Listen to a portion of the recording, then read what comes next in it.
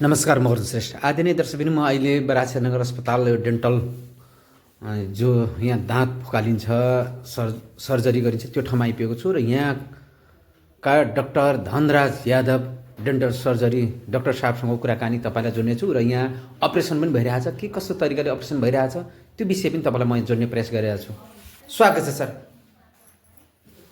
स्वागत गर्न चाहे हजुर।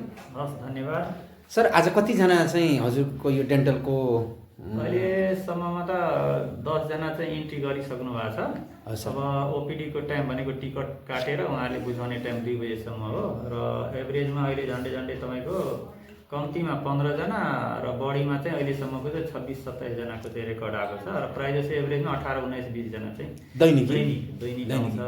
र उहाँ बहिनी चाहिँ उहाँको तल्लो ओठमा चाहिँ सानो फोका मासु पलाएको र त्यो चाहिँ हामी 5 दिन अगाडि चाहिँ यो चाहिँ लट्याएर यो चाहिँ अपरेसन गरेर काटेर निकालिदिएको थियौँ र आज उहाँ चाहिँ त्यही टाँका लिउँ लागेको छ, त्यो टाँका चाहिँ खोल्न आउनु भएको छ। स्वागत गरेँ हजुरलाई। हजुरको घर चाहिँ कहाँ हो? उप्रेती छो।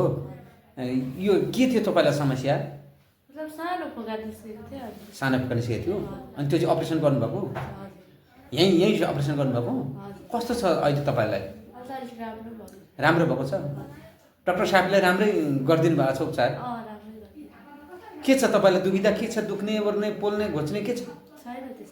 सबै एकदम राम्रो छ, क्लियर हो? आज टाँका खोल्न आउनुभएको?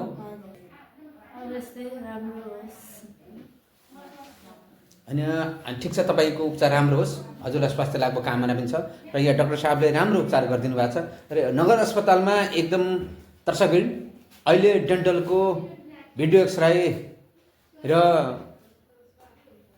आँखाको पनि यहाँ उपचार भइरहेको छ। यो दृश्य तपाईँहरू सामु प्रस्तुत गर्दै म अर्जुन श्रेष्ठ अहिले तपाईँहरू सामु बिदा माग्ने अनुमति पनि चाहन्छु।